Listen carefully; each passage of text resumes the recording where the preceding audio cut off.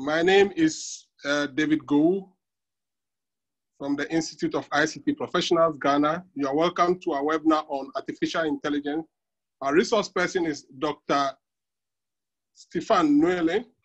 He is an adjunct lecturer at the University, Ashesi University, and also the CEO of Ubuntu Technologies. He will be taking us through artificial intelligence and some practical skills, hands-on experience of what we can do with AI. So I will now hand over to Dr. Noelle. Please keep your phone muted so that we can hear him. If you have a question, kindly raise up your hand. You can see on the console how you can raise up your hand, and then you can ask your question. You can interrupt the presentation anytime you want to ask a question. I'll be your host and enjoy the presentation. Thank you very much. Dr. Noelle, come on board. Yeah, thank you, David. Yeah, so like he rightly said, we are going to go through a 2-hour session, depending on how the class session. I hope everyone hears me. Maybe David can attest to the fact. David can hear me clearly, right? Yes, I can hear you clearly. That's fine. So yeah, so we are going to go through this discussion briefly, try to make it as simple as we can. I suspect that this session alone might not allow us to be able to exhaust it, but it's to be, and I've seen that there's been prior presentations in the past too. So it's going to tickle our interests to see how best we can start going into that angle. So if you need best, you can contact David again. We can have other sessions. Those of you will be interested. Yeah. The COVID-19 has made all of us stay at home. So just pardon me if you start hearing kids shouting. We'll try as much as possible to push them away as we can.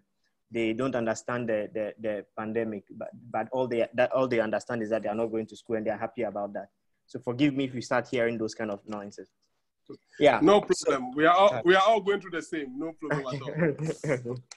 Yeah. So like David said, my name is Stefan Noelle Jr. Yes, and I've been running Ubuntu for the past 3.5 years. And what we do at Ubuntu is in three arms. We work on software development. We also do value-added service.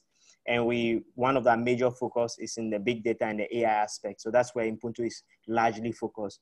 Those aspects of big data and AI, we pick data sources from the software and the value-added service resources that we get to analyze those data. We've been working with different sector of the economy. We've been working with the financial sector, the telecom sector, the education sector, and even the religious sector, NGOs and all that. We have quite a sizable amount of clients in that aspect.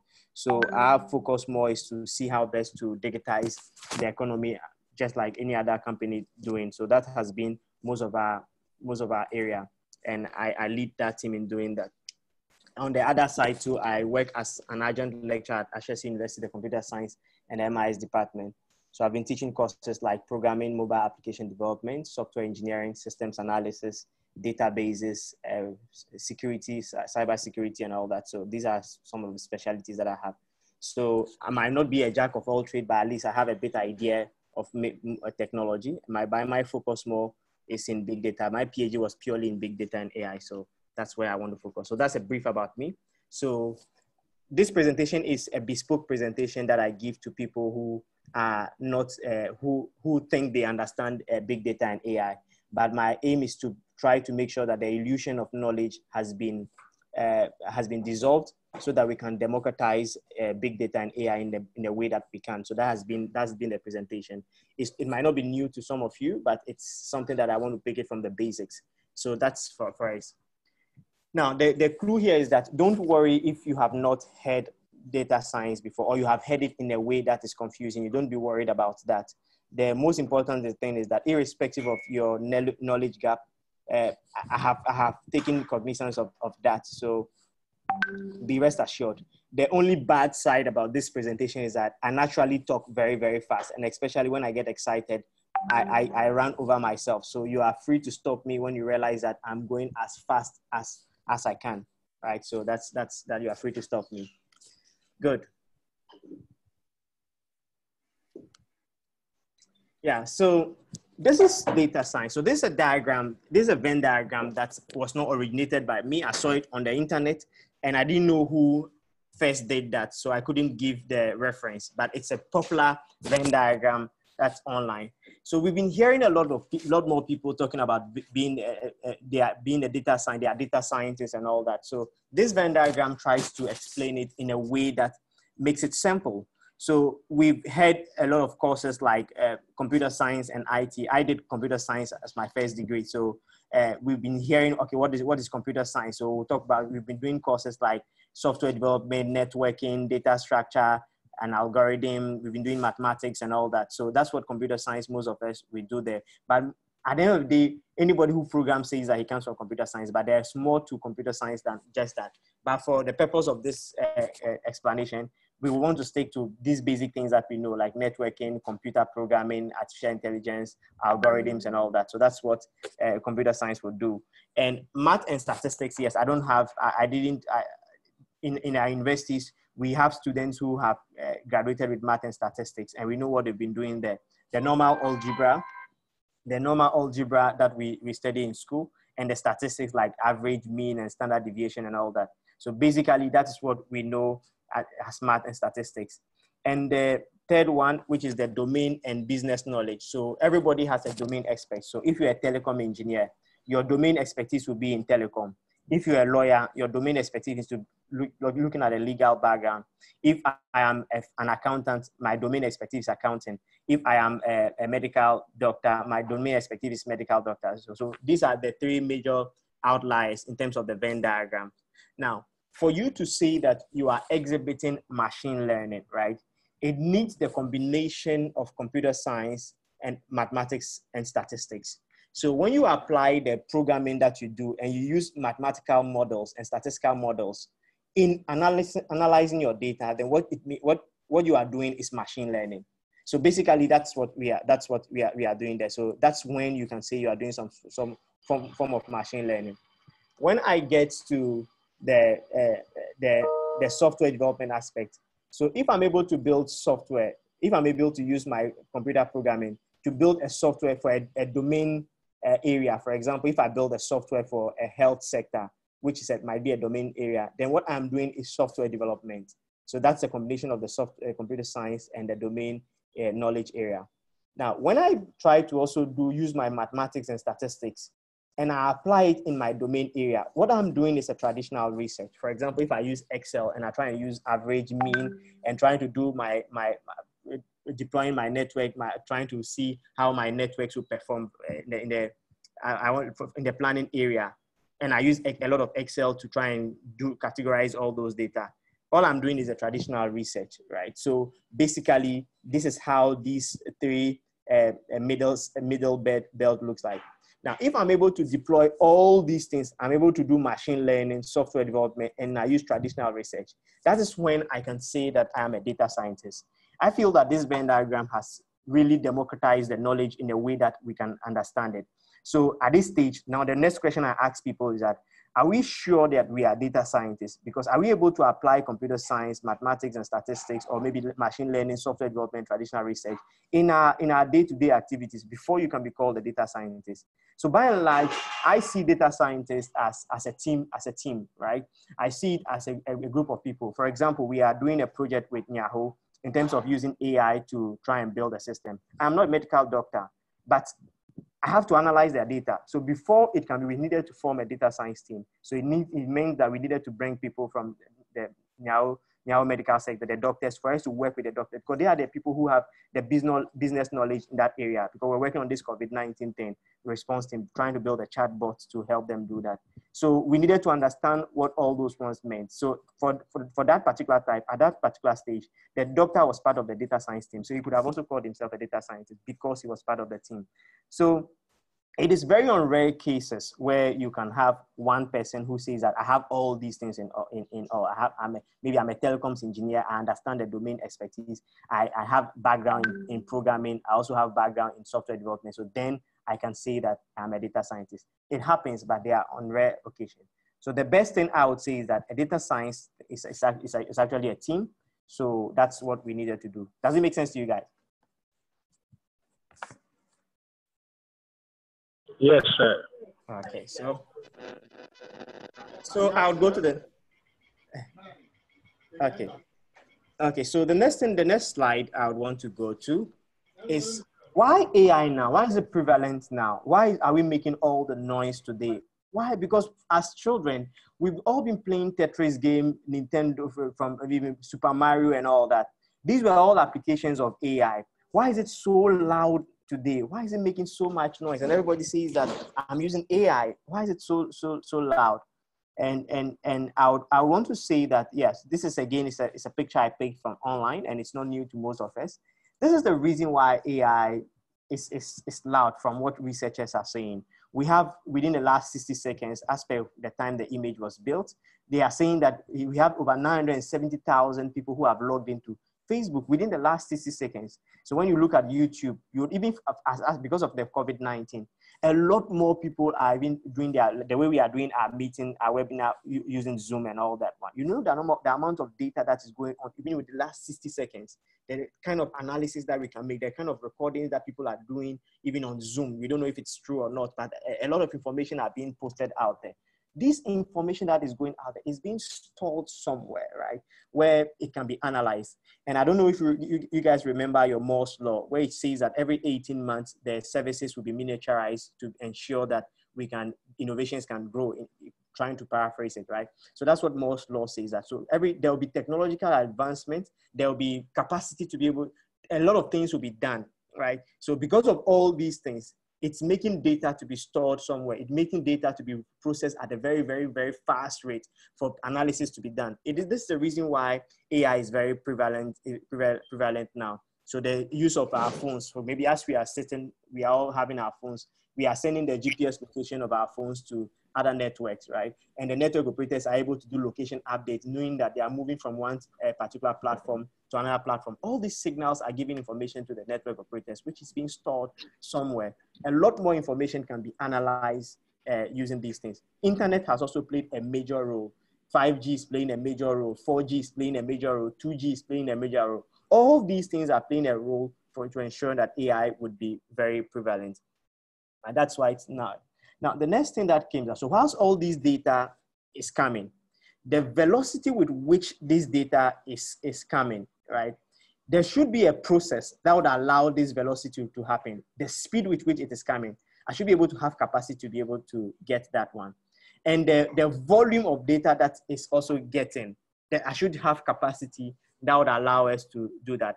And a different variety of data. It's coming in textual way, it's coming in video, it's coming in audio, even it's coming on structured form, semi-structured form.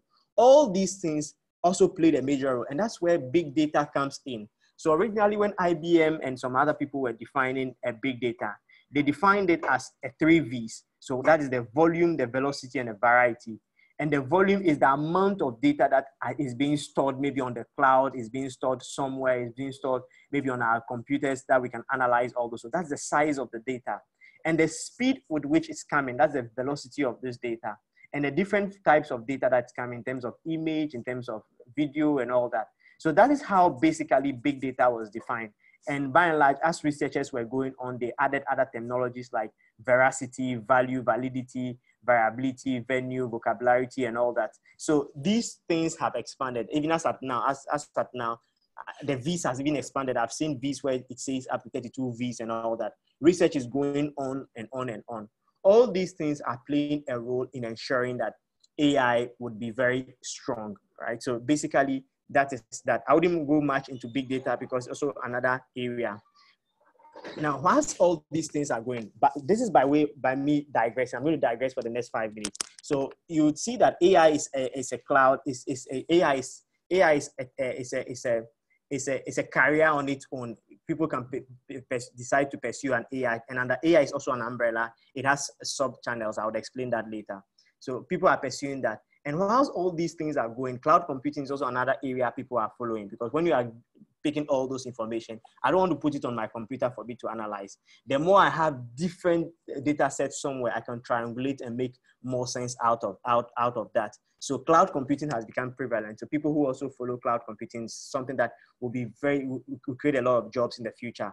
Now, when I have this data, I might want things to also be stored from maybe from the plants, from pharmacies, from all that one. IoT is also becoming very prevalent in this. It's also a career that is also going hand in hand with the AI. We also have security, because if I have all this data that's out there, I need to protect it, because we are saying that if it's a new oil, then oil has to be protected in a way that we have to prevent malicious people from attacking all those ones. So security, we also have quantum technology, where it's important that we also follow. Quantum technology is also another area where a lot more people are investing into that area. We also have nanotechnology and all that. There is also fog technology and edge technology, which is like, instead of me allowing the things to go on the cloud, how can I bring the processing power closer to the devices? So these are fog and edge technology going out there. It's also another area that is going doing very, very well. So basically, that was by way digressing, but so it's to mean that because AI is growing, a lot more other opportunities are also coming along. So it's a matter of us choosing how to go. The area of legal issues also are doing very, very, very well. For example, because I'm pursuing this issue in AI, the challenges that are associated with the technology, because most of us are in a hurry to get data and analyze. So my partner decided to go to the legal aspect of doing law in AI to ensure that she would prevent me from being excited in analyzing people's data. That is also a growing area. Legal lawyers who are also pursuing AI, it's also another growing area. So, okay, let me go back to now our presentation. Now, finally, on why AI now. Okay, please, for those who just joined, if you have any question or you need any clarification, just unmute and ask your question, or raise your hand and we can pause and then allow you to ask your question. Okay, please go on, please. That's fine, thank you. So if I'm also going fast, you can also draw my attention. Like I said, that's also one of the my weakest side. I speak a bit fast, I don't know why. Okay, so the AI, why we were talking about why AI now. So this is one of the reasons. So AI is not new, just like what I said. There were 3 areas. This I got it from McKinsey. It's a slide that I got from McKinsey. So there are 3 areas that should also made AI very loud. Areas of algorithmic advancement. So algorithms had never. Right block, please ask your question. Go ahead. Okay, Stefan. Yeah. This is Bernard Lemalo. Okay, Bernard. Okay. Nice meeting you, Bernard. I want to find out on your previous slide with regards to the regulation. Okay, the regulation, yeah. On some possible issues, legal issues that could arise as a result of you doing this research on AI and stuff. What are some of these issues that you might anticipate? Okay, so people are a bit worried. People are worried that you can't use their data. For example, let me give you a scenario. I used to go to, there's a place close to the airport. Every Wednesday, I used to go there every time, right? And every time I used to go there, and my phone was detecting all that.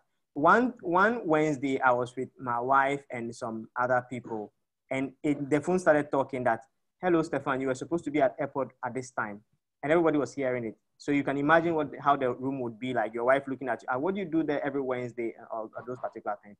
So the privacy of people and all those ones causes problems. So this is what people want to prevent. People want to make sure that their privacy are protected, right? They want to make sure that nobody's monitoring them. Assuming you are in their house and there's camera every time, so you cannot be free and all that. So that's the concern people are raising, right? So this is to the best of my understanding. Unfortunately, I'm not a legal person, but I've been having a lot of discussion with my partner, and she's been directing our thoughts most of the time. And these have been the arguments that they raise. Look, this is exactly the issue. The issue of GDPR has been the biggest concern, right? So that's the reason that is the case. And there are different cases that would arise there, violating the rights of people. So I might not be able to pinpoint a particular case in point, but I think that it happens a lot more where people are sniffing information, just like what happened in the US for voting criteria and all that one. That is the concern. Don't influence my decision. And I'm sure that, a bit to digress again to this, one of the major reasons why people are shouting about this vaccine of COVID-19 is the ability of using something like recommender systems to be able to direct the minds of people when we accept this kind of vaccine. There they are talking about this 5G and all that one. But I think these are conspiracy theories that are happening. But basically, the bottom line, what they are talking about is, at the end of the day, if there are devices in our body, I can try and use recommender system, which is possible to use a recommender system to direct the signals of your brain to see the kind of things that you do. Because even the Bible says that faith comes by repeated hearing. So if I see a lot of image that is coming to you, I can direct your point. So that has been the concern that's out there. And I think there are mitigations, there are rules. GDPR and other privacy rules give certain kind of guidelines, something like that. Privacy by design, or design, I don't know if it's privacy by design or design by privacy, or those kind of things. So anytime we are building the software, there are certain rules and regulations that we adopt in our privacy by design. So it guides the way we have to do. So it doesn't disenfranchise those of us who want to advance those kind of technology. So we work hand in hand with these legal people to direct us. Yeah. Yeah, I don't know if I answered your question, but. Yeah. Thank you very much. Okay. Yeah. So there are three. Where a tree. If you look at the tree here, these areas also allowed AI to be very loud today. You need algorithm to ensure that AI would work very well, because what is AI itself? It is allowing machines to behave like human beings in a nutshell. So if I'm saying that I want machines to behave like human beings, I have defined what artificial intelligence is. And it is an umbrella. And an artificial intelligence, there are different subsets, or there are different sub areas, just like machine learning. So machine learning is a sub under the artificial intelligence. And that's what we'll be normally focused more in. We have robotics, we have computer vision, and other areas that are there. So it's just an umbrella. And for all these things to happen, for example, if I go to the machine learning, they are all algorithms that we are trying to use. So we are trying to use certain models to be able to ensure that we can solve certain problems. And what is our definition of an algorithm? Algorithm is a series of steps to solving a problem. So if I follow certain steps and I'm able to solve a problem, then it means I've used an algorithm. For example, an algorithm to cook food. I need to put my water, I put my salt, I put it on the stove and all those ones that I'm assuming if I know how to cook. So if I follow these steps to ensuring that I'm able to cook, then I've used the algorithm to cook. So basically that's what an algorithm. So these algorithms, there's been a lot of advancement. As at the age of 1805, there's been a lot of research. Most of us, none of us were born at that time, but research has started even before that time. But this way we can trace it as at then. So it means that AI has been prepared for this age, and a lot of more time we were making it better. So there's been a lot of advancement in terms of algorithms. When you come to the second aspect, which is the explosion of data, like I mentioned, for the last 60 seconds, we have a number of people visiting Facebook, using Zoom, Twitter, and all that one.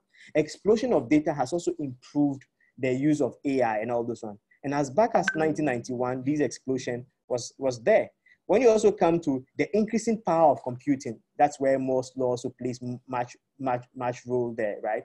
The exponential increase in terms of computing power and storage. In the past, for us to be able to have a powerful computer, we needed to have a mainframe. Over time, it's just on even our computers. Our phones are sometimes even more powerful than the computers, the laptops that we have. So this increased power of the Pentium, the I-core, the quad-core, and all those ones, playing more role to ensure that the velocity in which we are getting data is going to be very good, right?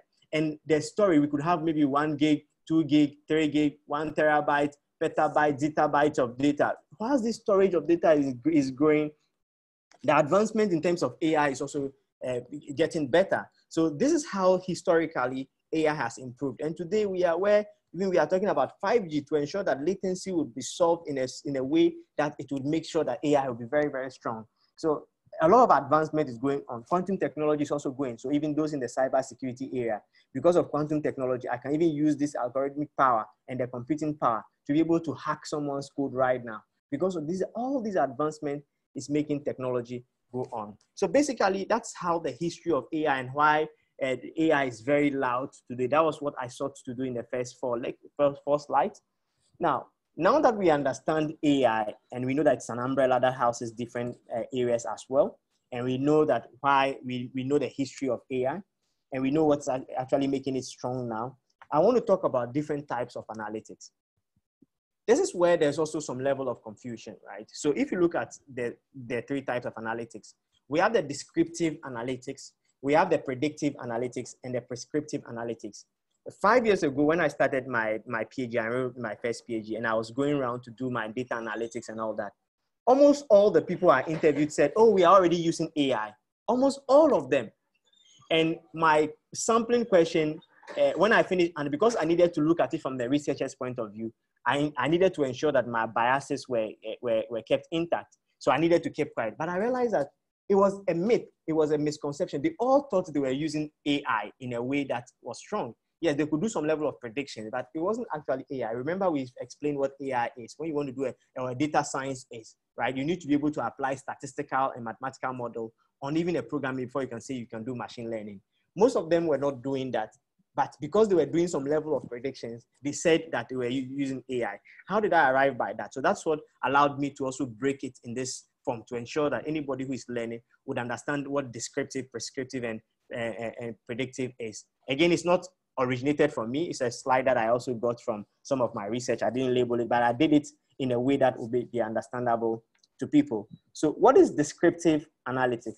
So descriptive analytics is try to pick events that has already taken place.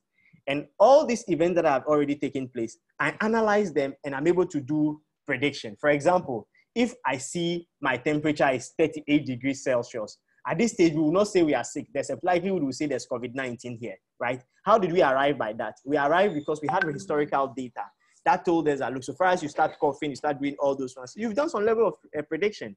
Now, that type of prediction is called a descriptive analytic, right? And this is what most industries had, and they thought they had AI. And at this instance, it's what we call business intelligence, right? So I'll use this slide to try to explain the difference between business intelligence and artificial intelligence. So the difference between BI and AI, that's what I'll use this slide to explain. So in terms of the descriptive approach, yes, there are some level of predictions there, but what you did is that you did not use any form of mathematical or statistical approach. All you did was to use historical events and do some mapping and realize that based on these historical events, therefore, this is what is happening. If I see the weather change right now, I know that I don't need to apply mathematics or statistical knowledge to know that it's going to rain. But remember, even though I might say that there are instances where it wouldn't rain, even though my temperature might be 38, there are instances where I don't have COVID-19. So it means that in all these areas, there are possibilities that your predictions would also not work the way it is. So it is never 100%. There are instances where if you have 100%, subjected to more data, you realize that your predictions will reduce in terms of value. So that is what descriptive analytics is. And that one is purely business intelligence, right? When you go to the other two aspects, which is predictive and prescriptive. So you realize that in predictive, what you are doing, you still pick some level of history because in all circumstance analytics, you need history before you can do that. But now you pick history, then what you have now done, you've started applying probability and some other aspect of maybe calculus or algebraic or expression to make certain kind of prediction. In this instance, because I use mathematical and statistical model on my historical data, and I was able to do some prediction. In this instance, what I'm doing is machine learning. So you see my curve here has shown that this is where AI has begun. Now, the next aspect, when you have finished doing your predictive analytics, what you want to do is to give roadmap.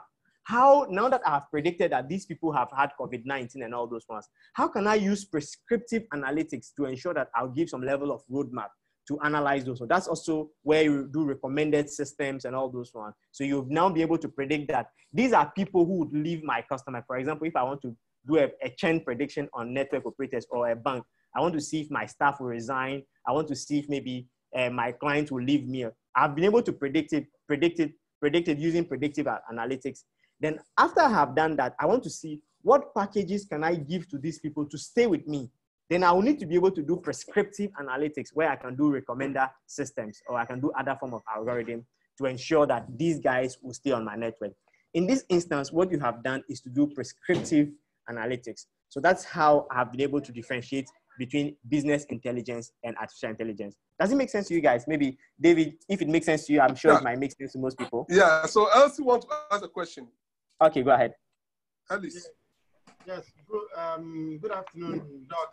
Yeah, good afternoon. Yeah, per the types of analysis you've given, we have the predictive and then the prescriptive.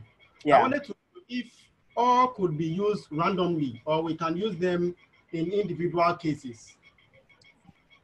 Yeah. So there are instances where I don't need AI to do that one. If I know I want to predict certain few things, I don't want to use AI. I want to use business intelligence to do that. I might not want to do predictive or prescriptive, right? So I'll just use descriptive. But most likely, and because of the age we are, there's a most likely people want prescriptive, not even predictive and descriptive. People want you to recommend certain things to them. That is where technology is going. They are interested in this. So, and it is a bit difficult to also do the prescriptive one, even though there are models that allows you to do that. But as for the random, I think for me, I have stopped using a descriptive approach. If I want to do a BI system, I only use BI to see the analyze, to see the data, how the data looks and the composition of my data. That is all I use the descriptive approach to do. When I have finished, I still move ahead to do my machine learning. And the machine learning, majorly, most of the projects that I have worked on, right, I do predictive, right? It's just on two or three occasions that I've used prescriptive. That is how it is. But majorly, I use predictive. So I don't know if I've answered your question, but majorly, predictive is what you would use. And yeah. All right, thank you. Okay. So I can move on. So again, before I go on, so there are certain projects that I can give you some other use cases where we even use a prescriptive, right? We just launched. We built we ourselves and Huawei. We didn't build it entirely. So we did the front end and the AI aspect of the G Money. I don't know if you guys have heard of G Money, just like the way the Vodafone Cash, MTN Mobile Money, and all those ones. So yeah, we built G Money is for GCB. GCB, yeah, we built like 60% of that application. So while we built the back end and we built the front end and the AI of it, right? So the AI aspect, you see, with mobile money, there's a lot of mobile money fraud that happens in the system, right? People, especially with the agent aspect, where agents would say that because the network operators and the banks, they pay many agents for ensuring that they can do a lot more transactions. And the agents, they have certain fraudulent activities that they do. They'll register people they are not supposed to register. So we use some level of an algorithm called convolution neural networks, right? To be able to do some facial predictions to ensure that we're able to catch the agents who are fraudulently cheating GCB. So this is an application of prescriptive analytics that we have used. That has been the only time maybe I can remember as a company we have done. But majorly what we have been doing is on the predictive approach. Maybe, I don't know, later I can give you a demonstration how it works and how it works. I've done some code because David has also made me understand that I need to make sure that I break the codes down that I can simplify. Maybe we will go through. Yeah, so at this stage, we can take 1 minute break and do a commercial break. So I'll just give a wrap. If you are interested, I can wrap for you guys and give a commercial break. So you can relax for 1 minute. So Bernard Lemau will give us that wrap. I will be waiting for him. Yeah. Artificial intelligence rap, or which kind of rap? Yeah, we can train the model so that it can learn more of the raps and give us the best rap we would all want. We should adapt Sarkodie style of rap in artificial intelligence. Yeah, exactly. Black Nation. Can I rap? Or Shatawale rap? Can I give the rap? Yeah, you can go ahead. You can go ahead. So there's a hand up. There's a hand up. Someone wants to ask a question. Okay, that's fine. The valley of the shadow of death, I take a look at my life. Yeah. Anyway, so there's a question from Right Block. You know, people don't put their right name, so I have to pronounce. Oh, sorry. Okay, that's me, Stefan Benani again. Okay. Just to find out, you've tried to distinguish between the AI and BI, and we are much aware that most corporate organizations use the BI systems, right? Would you say that the BI is limited in terms of what, and would you recommend AI rather to BI for corporate firms? Yeah, I think right now where the world is going, BI is becoming a bit obsolete, right? So we want to move. BI was very important in the past, right? And it was very important in the past. My last job in the telecom was an OSS engineer, And one of the major tools we handled was Business Object, built by Ericsson. It was a BI That's system. Right. Business and we Object. also had, so that was a BI system. It did a lot of things for us. And that was where it drew my attention to go into business intelligence. And I realized that AI was there to have solved most of the things that was there. Bernard, I'll still answer your question. I was just giving a history. So I had used a lot of BI tools, right? And I'd used tools like Facts. I don't know if MTN is still using Facts. And I've even seen the Huawei 360. Yeah, no, I think we've gotten rid of Facts. Good. No, I don't use Facts anymore. So a lot of BI tools were there. It was very good. So you ask yourself, why did we drop BI? What did we go into? There are systems like Microsoft Power BI, right? And Power BI has moved a bit. So even Power BI was in, and people were using Power BI, and they were trying to say that Power BI was also an AI system. Later, they found that no, BI was actually doing Power BI was only doing a business intelligence thing, analytics, right? Over time, because Microsoft had built Microsoft Azure, I don't know if it's Azure or Azure, right? Yeah, because Azure, they had built that, they had integrated Azure into Power BI, so that anytime you are using Power BI, you're actually using Azure, right?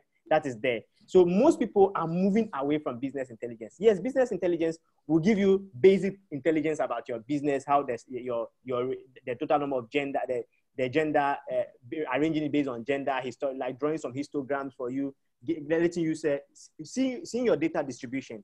That's what BI is very strong in. Even that AI can do that. So why would you still stick to BI when you are using AI?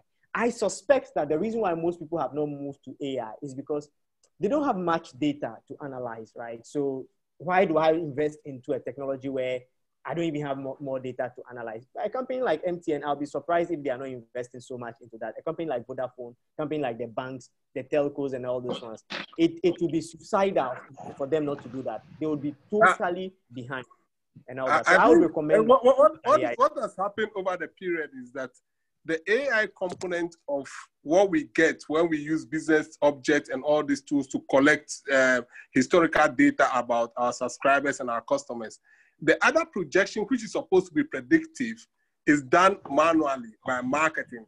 You know, they do projections manually. There's no intelligence that goes into it. So marketing will tell you that, look, this area, based on the statistics you have given and the population, we think that we can get, 5,000 more subscribers. So we should plan sites to go into that. But it's not really predictive. Yeah, and it takes so much time to do that. It takes so much time to do that. Even though some level of marketing research that they'll try and use some level of statistical models to do that. But you see the kind of job you are giving to yourself. Like if you had used AI to solve that, you would have done things that you could have done in one year within 1 day, right? So I think that so that's actually the basis for my question. And like the president rightly said, most firms have the marketing analytics team, all full of people that does this predictive analysis based on the data they might have already collected from the other business systems that we have. So maybe if we are moving towards AI, like you're saying, it will help reduce the workload and faster, but meaning a lot of job losses. Yeah. I think even though there are a lot of job losses, a lot of jobs are also being created in that aspect. Because, for example, when you are doing AI, the data wrangling, they're getting the data, arranging the data, structuring the data, you need a lot of data engineers. Before you even doing the analysis, for you to get the data in a format that can be, you need to do a lot more work. So you need more data engineers to sit there. So there are a lot of jobs going there. Those will be doing your extraction, your transforming, your load. A lot more job vacancies are there. So even look at worldwide, this is where the jobs are being opened. Even in Kenya, I had a chance to work with Mustafa, the Google country director, right?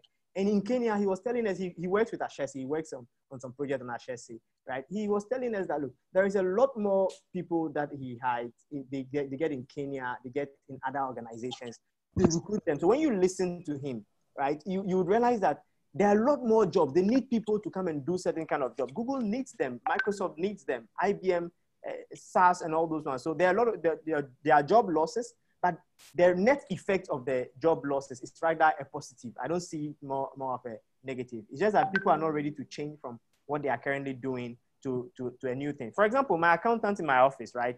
You'll be surprised to know that the accountant has been transformed to be more of an AI person, because most of the things that he does in the office now are more of prediction. So we've built our own accounting system where all we need to do is to enter the systems, because we wanted to be efficient. You enter the data and it does your balance sheet for you automatically without using the accounting software. We built the accounting software and we use AI too. So it does the budgeting for us. It does the forecasting for us. So what is there for the accountant to do? So now we converted the accountant's job into another job. So now he has to be able to build models. So he has to tell us that, look, for this thing to be able to do the right prediction, because he has domain expertise there, he helps us to build the right model for us to do that. So that's the new job that he's doing, right? But initially he was not comfortable with that, but now he's happy. He's happy, and we've built tools that are being used by multinationals. Accounting system that does prediction was built by him. So that is where I think the mind should be like. It should be the new jobs. Are you ready to get the new job? And when you move, I think that is true. We have been trying hard to get professionals to, retool. I mean, it's a retooling process. Either you retool or you fall out. It's a retooling process. So we try to get people to be introduced to it. One of such processes is what we are doing today. We are exposing people to AI. We are exposing people to new technologies that are coming. What we need to do is to embrace it. Maybe you are not going to go deep into it, but try to have an understanding. And if possible, if you really want to retool, start taking the fundamental courses. This long lockdown period, people are learning online. Even kids are learning online. This morning we had kids learning coding. We had this afternoon some professionals learning coding. You have to try something that you have not tried before you get comfortable with it. Yeah. Okay. Yeah. And there's also Blessing want to say something. Yeah, go ahead. Yeah, Blessing. Okay, I think Blessing has taken her eyes off here, so we can continue. Okay, can continue. So now, all these things that we are talking about, so these are the major types. So we have, now that we've spoken about analytics, I'm going to move ahead at the different types of machine learning. We also have 3 types of machine learning, right? We have one which is called the supervised learning. The second is the unsupervised learning. And the third is the reinforced learning. Not in any particular order anyway. But supervised learning, what is it? So what supervised learning talks about, you want to label the input and also label the, and give the, give the let me say you label the output as well. So for example, if I have maybe I have 4 columns, right? And I want to predict whether, how do you call it? Whether, let me see if I have a data set here. So I can visualize that for you.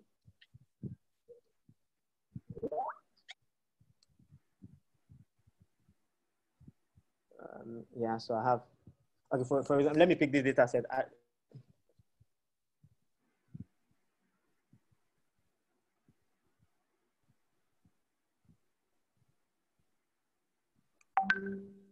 Okay, so do you still see my screen where I have the age, I have gender, and I have genre, right? Do you see my screen? No, you need to shift. You need to go and stop this screen and then connect to the other screen. Okay, so let me do that. We are still seeing your, yeah. Okay, let me do that.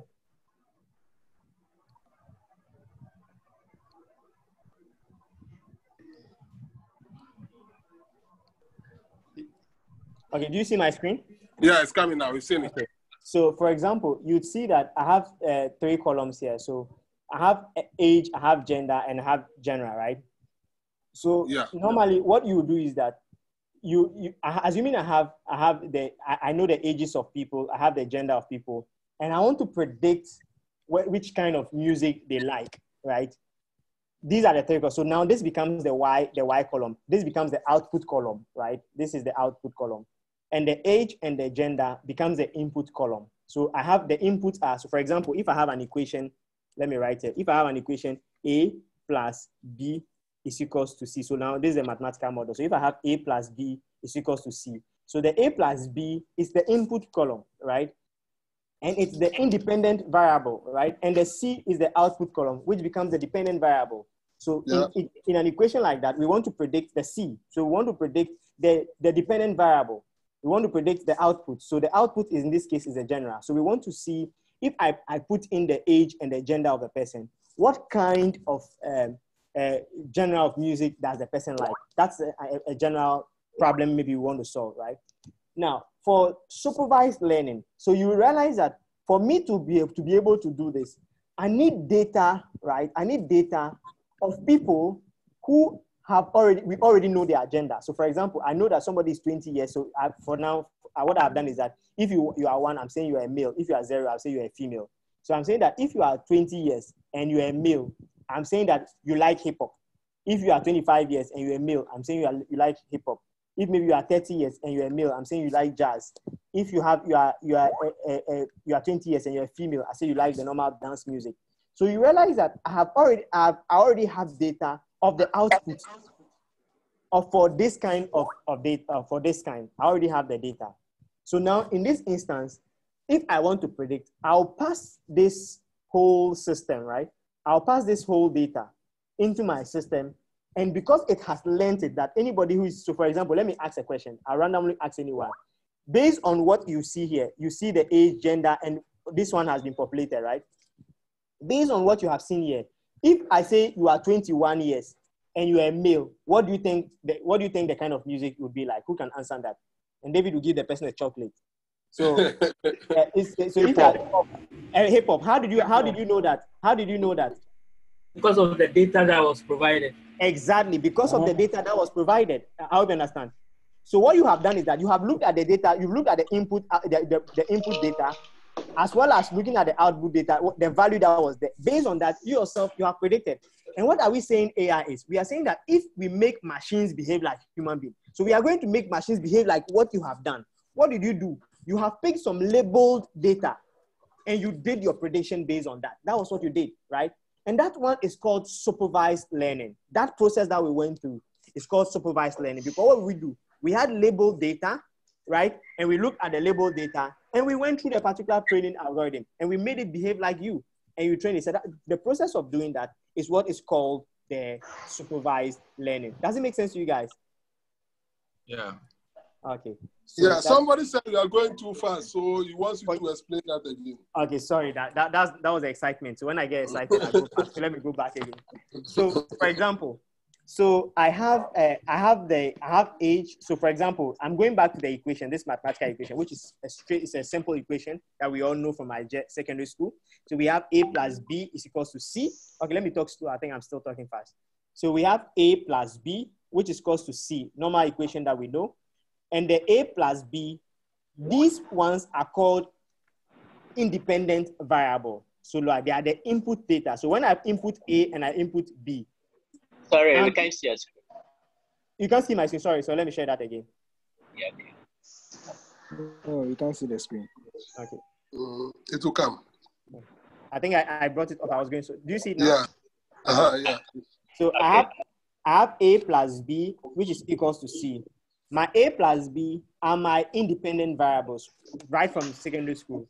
My C is my dependent variable right from secondary school. So let me go back again. So A plus B are my input, right? This is if I put in A and I put in B.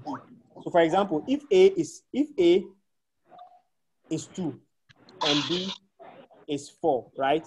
So I'm saying that if I put A plus B, I should get 6. So my output is 6. So if I input A and I input B, I should get my output of 6, right? That is what this equation is saying. Now, it is the same thing that is going to do mathematically behind the scene. When I pick this data, my data is my age is my A, my B is my gender is my B, and my genre of music is my C. So if I have my input data here, whatever I input here, I should be able to predict what kind of music is. So I asked the question, and I'm saying that 1, I decided to say that 1 means that you're a male, 0 means that you're a female. And I randomly picked a data outside from Kaggle, and I said, okay, I picked the data somewhere, and this is the data, this is how they were arranged. So they are saying that if you are 20 years and you are a male, it means that you like hip hop. If you are 23 years and you're a male, you like hip hop. If you are 26 years and you're a male, you like jazz. If you are 31 years and you're a male, you like classical. If you are 20 years and you're a female, which is 0, you like dance. If you are 30 years and you're a female, you like acoustic music. So this is how the data is represented. Then I asked the question, which David owes someone a chocolate anyway, that if you are 21 years and you're a male, what is it? What do you think the person like? And the person says that the person, it will like hip hop. And I asked, how did you know that? And they said, they looked based on the data that was there. That was how they were able to predict that the person liked hip hop, because the person was 21 years and the person was a male, like hip hop. And I said, okay. So hello, sir. That's where I want to come in. Okay, go ahead. So the question was, if you have your test data, just as we have here, and then the question you asked, if the person is 21 years, based on the data we have, we're able to predict the type of genre the person likes. Or if the data that we are using to test the system is beyond or outside the test data we have. For instance, if we have like age 19, how are we going to predict this one? Yeah, it will still use the same. It will still use. For example, it will still use. You see, for there's standard deviation in mathematics, right? So in statistics, statistics. So it will still use the same algorithms. I will not know. I will not know exactly what value to give, right? But maybe I suspect that the range created for it. When it falls within the range, then it's a range. That's what. Yeah, it's to use statistics, right? Standard deviation, range, and all those ones. And it will do that. It will perform that algorithm. So it will give that answer. Because it will be difficult for us to say that, okay, this is exactly what you do. You only tweak your models. But I suspect that it would say that it is hip hop if it's 19 years, because it is close to 20.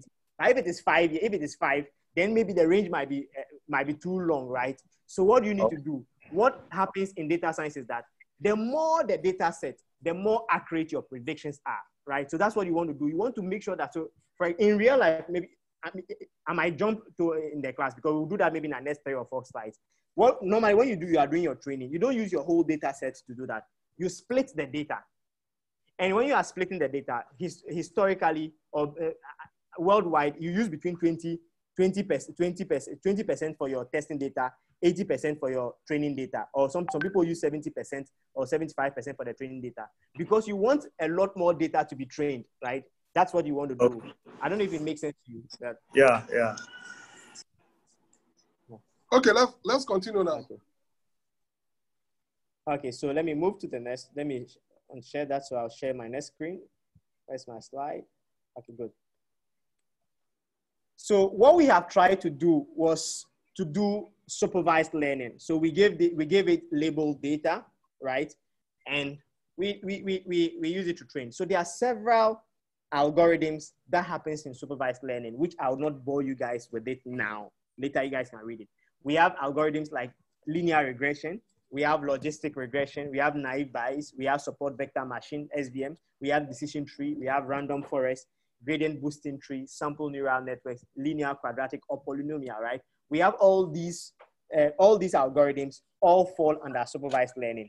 Now, just like what happens in the life of a data scientist is that when you perform, when you solve a problem, use a model, right? All you want to do is that there are certain problems that linear regression will do well. There are others that logistic regression will do well. So what we do is that we try to test your data with maybe linear regression. You see the outcome. You look at your prediction and see the outcome. If you are getting maybe 80%, 90%, oh, that is good. But if I'm getting 70% or maybe 65%, maybe I want to try logistic regression on the data set to see how logistic regression would behave. Maybe I want to do SVM on that. So you do that and you're able to get it, right? But because of experience, right? Because of experience, you are likely to know which algorithm will do best based on the data set. For example, I play the keyboard in our church, right? But for the keyboard, unfortunately for me,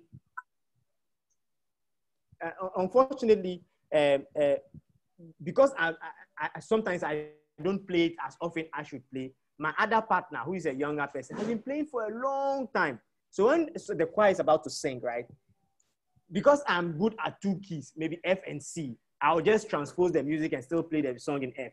But my other partner, he plays all the keys. So when the person sings, it takes 30 seconds to the tune, whether it's a C, it's F, or it's E flat, or it's all those ones, or C, and all those. Yeah. What is that? Yeah, I know. I can relate. I can relate to what you are saying.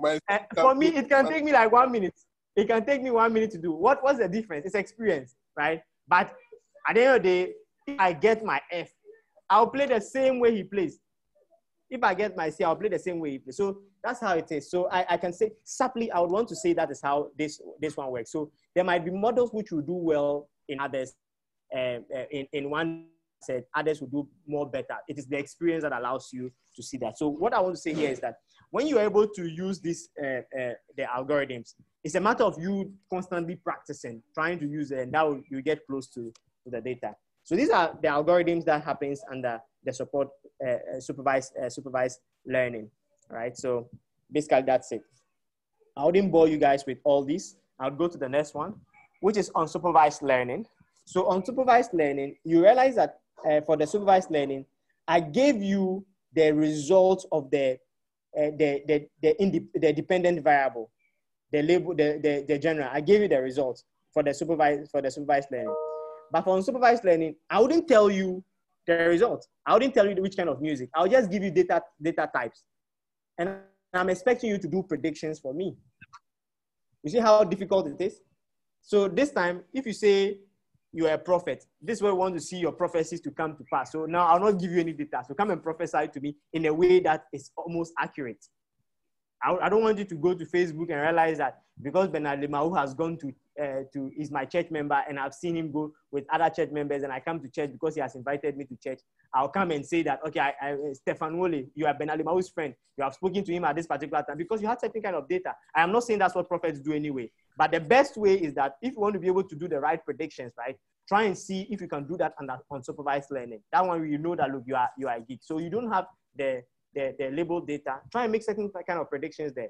So that's basically that one. And the algorithms that makes it work is clustering, because what you want to do here is you want to start now creating bubbles. You want to start creating bubbles. Those who are closer to a particular gradient, you circle them, then you put them into cluster.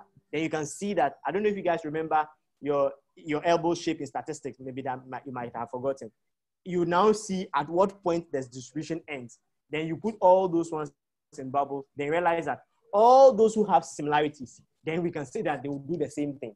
So if people, for example, if I want to be able to predict if I will leave a particular bank or a particular telcos, you want to pick certain characteristics, right? And group them. How are they? So now give me the characteristics. All of them will be grouped in one side. Then now you can say that those people who have this kind of characteristics have left before. So this one will leave, or they might have left. So that's what you want to do there. It's a bit confusing, but I think that I suspect you should have understood what I'm just saying. If you don't, you can ask your question. So that is unsupervised learning. You don't have the dependent variable, and you should be able to do the predictions using maybe K-means clustering, Gaussian mixed model, hierarchical clustering, or recommender systems. So I use a lot of recommender systems. So I'll do a demonstration of recommender system with one of the platforms that we built. So I'll do that demonstration so you'd see. The next one is the reinforced learning, which is the third part. So the reinforced learning, just like a child, you see, we are saying that we want machines to behave like human beings. When you give birth to a child, the very first thing that you do to a child is that the child is empty, doesn't know anything, looks at you. When the child is smiling, it's not because of you, it's not because the child knew anything. It was just by voluntary action that the child, I don't know, I don't have facts. I'm not, I don't have facts, but that's what I believe. Now, what happens is you now start saying bra, ko, dada, mama, and you repeatedly say that for a long time.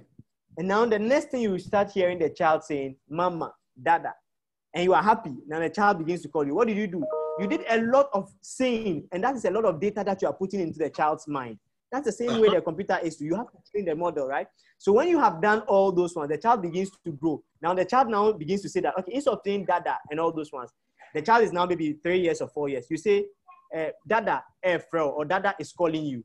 So now what do? You pick a lot of data and you put it together. So the child is supposed to be able to break all these things together and put it together and say that, okay, this is what I can guess, this is what you have said. So what will the child do? The child will start walking in a particular direction. And you are excited that, oh, the child heard you say, oh, the child is smart too. The child is able to observe that you are excited. So he keeps it in the mind. The next time you say that again, the child knows what you are saying because at that time you are excited. Now the child is 7 years and you say, don't go out of this place. And now when you came home, the child came out. And what did you do? You beat the child. Now the child knows that, the next time I went out, I was beaten. So I wouldn't go out again. So he knows these kind of things. So this is what reinforced learning does. Reinforced learning does all these 3 stages that I have said. Tries to repeatedly speak into the minds of the machine. But the machine understands. Yeah, they beat the machine mathematically. It means that they don't add you into the next algorithm. So you are punished or you are rewarded anytime you make a mistake in your prediction. That's what reinforced learning does. So it does all these things. So the strength of artificial intelligence, you see, for a child, you have to wait maybe till 9 years or 10 years before you can start communicating, or maybe 7 years, 5 years before you can communicate with a child. With a machine, if you have a strong GPU, right? With S, you're able to in 2 days, I'm able to train a model. I was able to train a model using a GPU in 2 days, and the machine can do its prediction. Even if I had a lot of financial resources and I was using maybe the Google or Amazon GPUs, I could have done that in a day, and I would have trained my model and start predicting. For a child, I have to wait for 5 years. So you see how the strength of AI comes in. So that's exactly how reinforced learning works. So you punish or you reward anytime the algorithms behave, and you optimize it. You do so. That's how in robotics and all that is used. So you realize that you go to Huawei. The one time when we went to Huawei warehouse in China, we realized that in the whole warehouse, it was just 2 or 3 human beings that I could count. The rest was being done by robots. So when the robot to make mistakes, when they make mistakes, they punish the robot. There's a way to punish it using the second algorithms. We will talk about it later, not in this lecture. So basically, these are the 3 major types of machine learning. The first is supervised learning.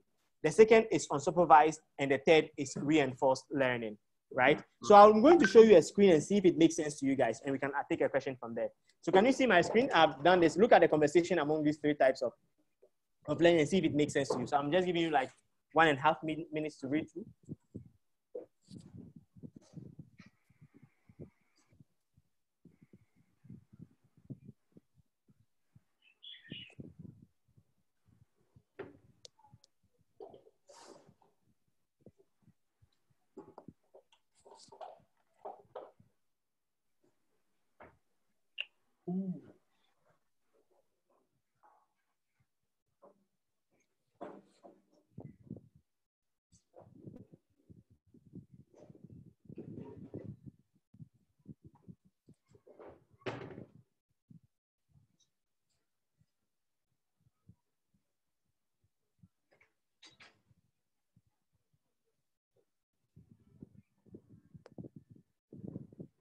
Does it make sense to you guys? Yeah. Yeah. Yeah. Yeah, a little bit. Okay, so where is the confusion so that I can explain that? So it's a joke among the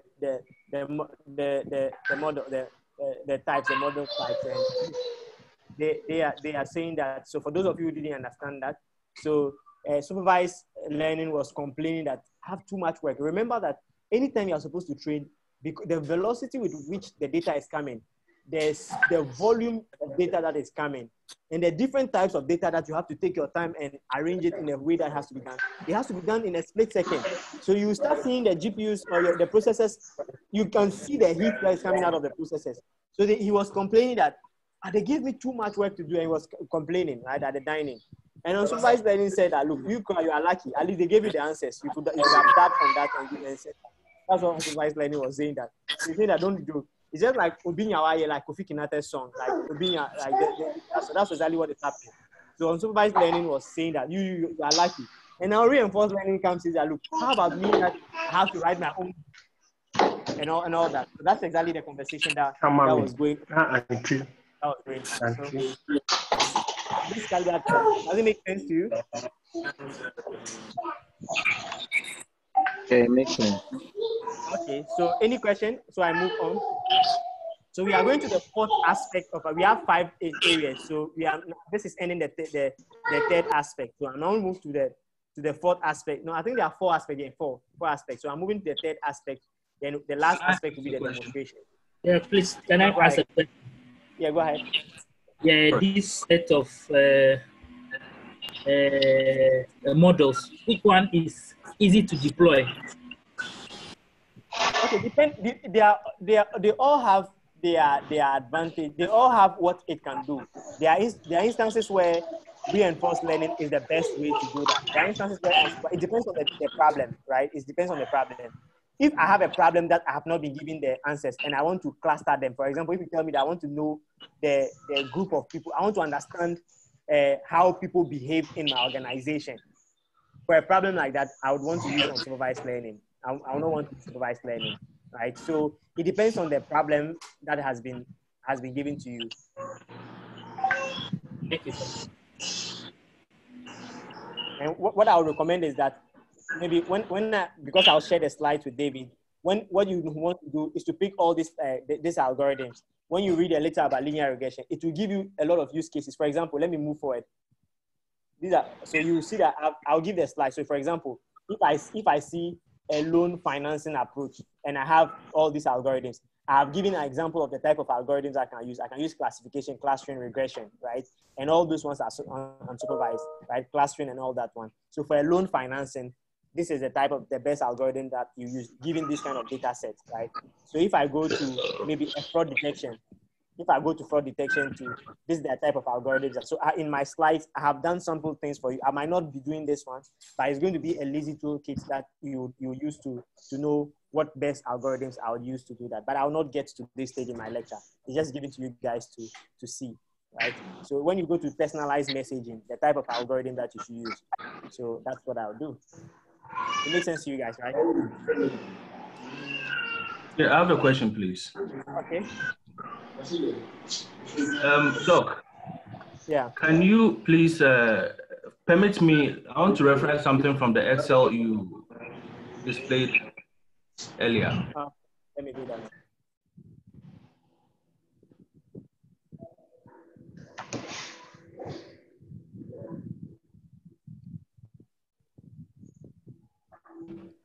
Okay, I'll share that. Correct. You asked what genre of music a 21-year-old male would love, right? Yeah. And based on the data, since I don't see the exact answer there, but an approximation, is it the case that after the approximation is done, the data set is updated, or it just stays there like that? So far as you have trained the model and you have deployed the model, it's there. There's when we get to the steps of machine learning, maybe I'll explain that clearer to you. As part of the steps, you want to be able to also check. So when you have done that and you have trained your model, it is already there. So anytime you are trying to apply a model, a new problem to it, it is on the same thing it's going to do. But at some point, you start seeing your data not making mistakes and all that one. It means that the model has decayed. So you want to make sure that you now retrain it again. So one of the things, it's to answer your question, yes, it stays there for you to be able to do the testing. But to further your question, there are instances where the model will decay, where you need to be able to now bring it down again. Because in the office, almost every week or every 2 weeks, we try to see how we can retrain our model. Again, that's what we do internally. So yes, it stays there like that for you to make the prediction on. But when you realize that it's not doing well, it's not predicting very well, then you just evaluate it. All right. Thank you very much. Very well. Okay, there's I talk too much, and so forgive me. I get excited, so maybe sometimes I would go overboard. So forgive me. There's another hand. Okay. Stefan. Yeah. With regards to the supervised learning, I thought once it's supervised, the data sets will be cast in stone for the machine learning, right? Yeah. However, one question that came up earlier, also you presented, the question was if probably the age of the person, the candidate is 19, what would it predict? But 19 was not part of the data set. Are you suggesting, therefore, that the supervised learning, you can, the machine learning can go beyond the data sets given? Okay, so maybe let me make this clear, right? So the data set, you see, assuming this is the data set that we have, right?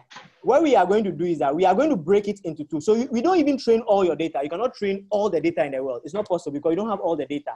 But what you do is that you train a sizable amount of data So assuming this data, for example, see all this data as 1 trillion data. So here we are seeing only 18 records. So from here to here is 18 records. See this one as 1 trillion data that you have. So the 1 trillion that data you have, even that you don't even have all the data, you might have maybe 20. You can have 20 trillion of data in the world, right? But what you have to be able to train on is only maybe 1 trillion data. You split the 1 trillion data into two parts. The one part will be the training set, and the other part will be the testing set. So the 80% is what you use to train the data. So for example, if I had split this data into two, maybe this is what I would have used to do. I'll randomly pick, maybe assuming this is the 80%, I'll randomly pick this data and it will serve as the training set, right? So when I have finished training the data, this data that is left, assuming this is the random data that was left, now I'll use this one to test my model to see if it's a good model. That is where I'll see the percentage is good, whether it is maybe 80%. When I get 80%, that is good. The next data that I'm having, it is not part of my records that is there. Because what I'm about to predict is not supposed to be part. If it is part, then fine, that means my prediction is going to be very, very strong. But if it is not part, for example, if it's not part, like the 19, which was not part, that is how machine learning is supposed to be. That's the beauty of it. We are supposed to predict based on data that is not even part of it. It's supposed to be new data. That will come and put on it. Then I don't know if I understood. If you got me. Somehow. Let me pick that again. So normally, when you are training the data set, you are not supposed, ideally, the 19 is not supposed to be there. If it is there, then that is cheating. If it's there, it means I have the data and I have trained it. I'm supposed to train, for example, like the way the 19 was not here, the 21 was not here. You realize that the 21 was not here. So that's exactly how it's supposed to be. I see the 21 to be the same as 19, right? I see 32 to be the same as the 19. It's the same because they are not here. But the reason why it was able to predict was that it was because we had split it into the training set. So we have split it into two, and we have tested the model with the 20%. And we realized that our model was more than 80% or 70%. So we say that, okay, maybe the model that we have trained with is a good model. Then now I want to come and see that because I have tested it, it's more than 80%. So I have told the world that, look, my model is 80% accurate because I cannot, just like the way when we are about to do the facial recognition, they said, look, the facial recognition is only 90%. Where's the 10% way? It's because they have realized that it can only be 90%. How did they know that it's 90%? It's because the 20% of their training set realizes that, look, I can only give you 90% accuracy. So there are possibilities that I'll make a mistake, and that will be 10% of the mistakes. But assuming the 90% fall within the brain, those values that you are bringing, it is not supposed to be part. If it is part, that is fine. But if it is not part, then this is exactly how I expected my prediction to be.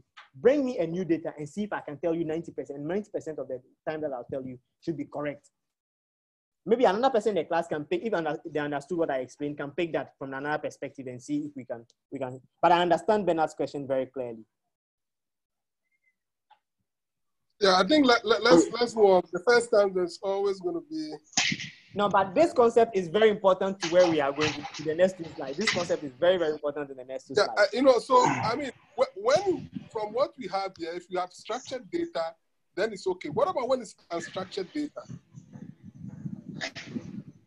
Okay, when it's unstructured data, you see, when the data is unstructured, there is a Okay, let me go to my next slide. It looks as if we are going to those slides. Let me go to the next slide. All right.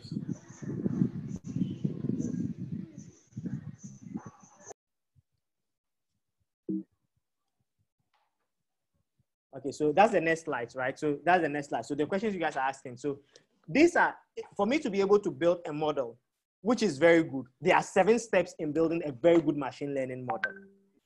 7 steps in building a machine learning model. So the first thing is to import the data, right? The first step is to import the data, right? But before I import the data, you realize what David asked. The data can be structured, semi-structured, and unstructured. Now, before I can start importing the data, it has to, an example of a semi-structured is like getting an email. So if I get an email, the email has a header, it has a footer, it has the body and all those ones. It's a semi-structured. So it's done in such a way that all I need to do is to be able to pick certain kind of content. Or even if I pick a receipt book, the receipt book has an invoice date.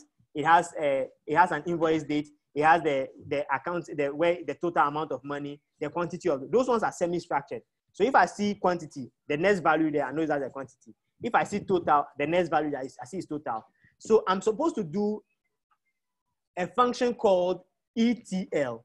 That is extract, transform, and load. So I'm supposed to feed this raw data into my system, into my data lake or data lake, right? So if I fix it in my data lake, I go into the data lake and I'll do my ETL. I need to write a certain script so that it goes into all those file types, goes to pick all those ones and structure it in a way that I can start taking it. So before, even if it is unstructured total, if it's totally unstructured, like email, maybe like totally unstructured, right? I'm supposed to do an ETL and still make it in a way that I can load it in a way that I can get. So that whole transaction is called ETL. So I'll extract the data that I want. So it can be an invoice, it could have been an email, it could have even been a normal form, which is structured, like I pick the name, I pick the age, I pick the date and all those ones. All I do is to extract all this form of data. I'll transform it in a way that I can use, and I'll load it in a particular structure. That is where I can now start performing my machine learning. David, I don't know if you understood this concept. Yes, I understand. So now that I have done all this ETL, this is the extract, transform, and load. Now the first thing I want to do in machine learning is to import the data that has been loaded in a form that I can analyze. So I import, so I'll write a function to do that import, right? When I have imported the data will still have certain kind of issues. You must clean the data, because you might have the data which has certain missing records. You might have the data which is also not doing very well. And now if the records are missing, right? There are instances where, for example, maybe you have a first name, last name, and middle name. There are people who don't have middle name. So you might have data which is missing. There are some people who don't like giving their age. So you might have data that don't have age. So what you want to do in terms of the second aspect, which is the cleaning, you want to see, is it okay for me to still analyze the data with even this missing data? So if it's, and the general rule is that it's not widely accepted, but generally I think what we have agreed, most data scientists saying that if I have missing data that is less than 5%, I'll go ahead and use the data in that form. Maybe if I have age, maybe I have 10 records, and maybe I have 100 records, and maybe 2 people have not put their age there, I'll go ahead and analyze the data. But if I have 20 people who do not have their age there, then there's a problem with this data. I need to clean the data in a way that I can utilize it. I'll use general statistics using the mean, and mean is about average, like from statistics. I'll use a mean and I'll just calculate a mean, and I'll just give default value there. So I'll clean the data in a way that can be used, right? When I have finished doing that, the third thing I'll do is to split the data. And that's where I say you split into training and testing. So if I have 100 records, I'll use 80 of the records to train the data. That's the 80%. And now when I finish training the data, me, myself, I want to see if it is good. Just like when you were in school, when they give you an exam. When you finish writing your exam questions, you don't go by submitting your work to the faculty or the lecturer. You go over your work to see if there are correct things, and you tweak it to see where you have to do that one. So you do the 80%, it's just like you finish your work. And the 20% for the testing is just like you are going over your work. So the 20% is to test your model to see whether it is good or not good. Then you look at the percentage of your accuracy. It is expressed as an absolute value of 1 or as a percentage of 100%, depending on how you want to do it. So either 80% or 0.8 if it's an absolute value you want to be able to get. So basically, that's what I'll do in terms of my splitting and testing. The next thing I want to do is to create the model. In creating the model, what I tell students is, look, most of these models has been built for you. There are instances where you want to go and create your own model. But if you start importing pandas or sklearn, scikit-learn, and all those ones, all those models are there. So when you import maybe logistic regression, decision tree, and all those ones, all you are doing is to use them. You are using those models, tweaking it to ensure that it is fine. So these are models that in our subsequent lectures, maybe we'll have to talk about. But for now, because an overview, all you are doing, all those algorithms that were here, like linear regression, logistic regression, SVM, and all those ones, that's where you are creating the models. And that is the fourth aspect. When you have finished creating the model, what you want to do is to train the splitted model that you have done, is to train it. When you have finished training it now, that's where you make your predictions with the testing. When you have made your predictions, you want to evaluate your predictions to see if it is good, whether you have to improve on your model or it has decayed and all those ones. These are all the steps that goes on. And for your information, let me share another screen. all these things that I have done there, I'm going to show you a sample code, some few lines of code that I have done. I'll not bore you with all those ones, which is showing a model that I have done using decision tree. So let me stop sharing this. So once you are going through that, I just want clarification, which means that no matter the type of data you have to put it in some kind of structured format for it to work. Exactly. In some format that is readable by your system, in a structured format that you can import. That's what you need to do, no matter how you do. Even if it's a video, you have to put it in a structured format that can be analyzed. Right. So you would see these lines of code I have done. Very short code. I have built a model to be able to predict the genre of music, the data that I have done. That's what I have done. So this is where you realize I say you should import the data, right? To import the data, there are libraries. I wouldn't bore you with those kind of things, those information, right? There are libraries I have to import. It's just like building a house. If you want to build a house, you don't start by manufacturing your nails. You don't start by manufacturing your cement. You go to Gasem and you buy your cement. You go to the nail factory to buy your nail and you start utilizing them. It's in the same way. I didn't start by manufacturing. You can even buy pillars. Exactly, good. Even these days, you are even buying pillars. Even the POP these days, you just buy the molds and you put it there. So it has been advancing. It's the same thing as programming too.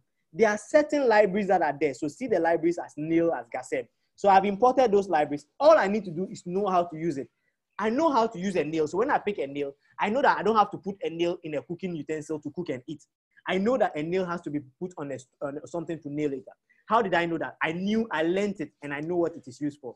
It's the same way when I see all those libraries. I need to know what all those libraries they do, and I do that. There are 4 libraries that I'll leave you. A library called Pandas, which you need to learn how to do that one. A Pandas is a data frame. I'll not bore you with all those ones, but let me leave all those ones with you. So Pandas, sklearn, which is from scikit-learn, right? sklearn, and maybe there's a matplotlib, which I didn't bring here, which is for plotting of the graphs and all those ones. And there's numpy, which for numerical numbers. So these 4 libraries, you need to know them. Numpy for most of these numerical values. The Pandas for giving you the data frames in terms of the 2-dimensional array, like a matrix 2x2, 4x4. The sklearn, which from the scikit-learn, which allows you to now do all your algorithms. So all the algorithms come from the scikit-learn, right? And the matplotlib is to plot your graph, to see the distribution of your graph. So you can pick these 4 things and go and learn it and see how it is used. So when I have finished doing all those ones, all I needed to do is to import the data. So this is where I imported the data. That was the first thing, right? So when I have imported the data, I have arranged them into the input value and the output value. And this is where I have cleaned the data now. When I have cleaned the data, I have now split the data into 80-20, 80-20. So here, you see, I said the test size is 20%. So it means that my test value is 20%. So automatically, it will use 80% to do the training. I do understand that there might be a bit of confusion here, but I'm still going to go ahead. It is to be able to tickle you to realize that there are things for you to do, right? So the algorithms that I used was decision tree classifier. So all I did was to use a decision tree classifier. And I trained my model. That was the next thing. And I did my prediction. So that's what I did here. I did my prediction, and I'll have my score. So this is the whole thing that I did. So all these 7 steps, this is how it is. You realize that it is very easy. I use Python, and the editor I used was Jupyter Notebook. I installed Anaconda, which allowed me to do all those ones. So I did all these things using Python. There's another lecture that would allow us to be able to understand this. But these are all the 7 steps that allows us to be able to build a machine learning model. And basically, that is all those processes. The tool that would allow us to do all these things is a tool called Anaconda, right? It's a tool called Anaconda. You install Anaconda, that allows you to use Jupyter or VS Code or PyCharm and all that to do that. This is for another lecture. This is an overview of machine learning. So you see all these codes that we have built. Like I mentioned, you have to train a model. At Ubuntu, we have built a tool called Snowly, right? We built a tool called Snowly. And what Snowly does is, let me go there. Let me.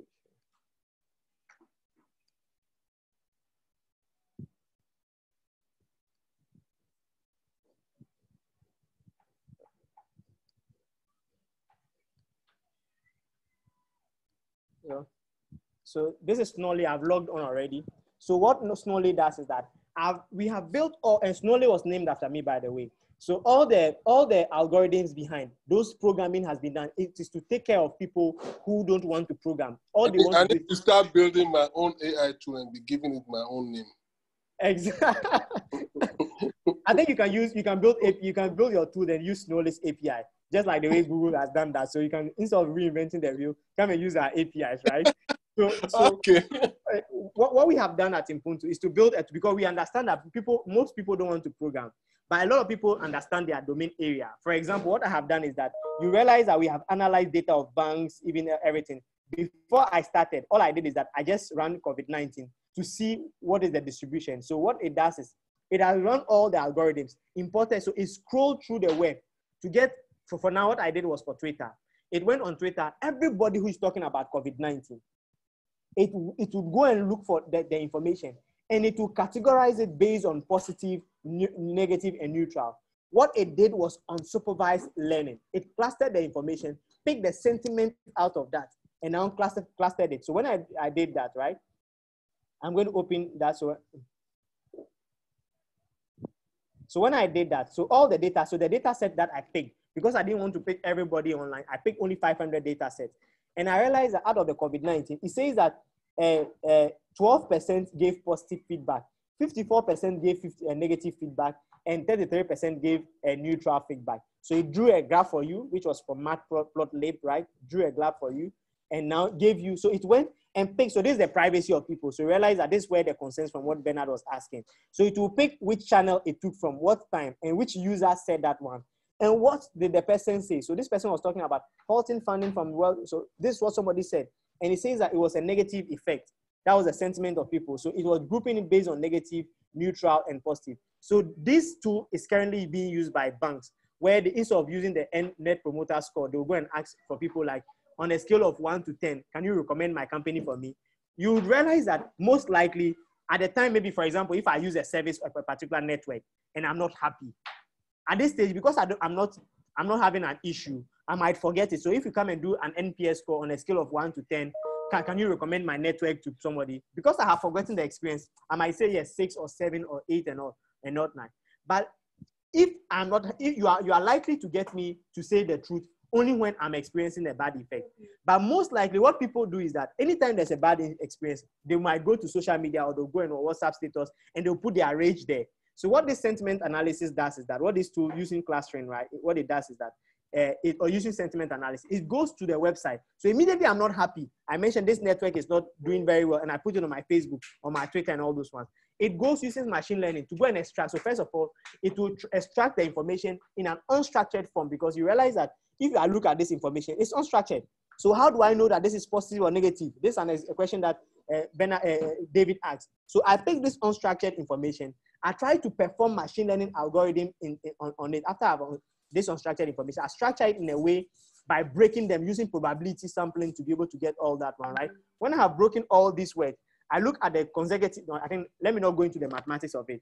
When I have broken this unstructured form, then I'll apply my algorithm on it to now put a sentiment analysis on this. Then I'll be able to determine whether it is positive or negative. So from there, the network operator could have said, okay, what did all the negative people say? Let me find a way to, at the marketing department, to reach out to these people to communicate to them. So I can do a bespoke communication to these users, or I can do a general communication on radio or on TV or my social media or my website, because I know that there's a group of people who are saying this about me. This is what sentiment analysis does. So we have made this tool very simple. Really a great tool. This is a great tool. Yeah, it's a very great tool. Yeah, other organizations who are using it are doing better than other organizations. So that's what we try to do. So our main goal at Impuntu is to try to see that, let's explain the data, big data and AI to people. And now that you understand it, because you have to do some small level of work here, that's here, then because you understand it, you know how to play at it when you are not getting 100%. Because you understand big data and AI, you know why it is the case. But again, it means that the relevance of call centers will be going away, which means that, in the future, most businesses will look at what people say about them on social media and try to get this data and analyze this data and even reach out to some of the clients. Let me tell you the trick here. So you realize that the call center job will not be call center again so much, right? Because we also have another tool called Mame, right, which does a call center, but it will not be call center. It will be a new job in a data center. But look at the trick here. Before I could know this is negative or positive, we needed people who will look at this English language and explain and say that this is a negative. Because before, if you don't do that one, the machine cannot know this is negative. They will never be able to know. So the call center's job will change.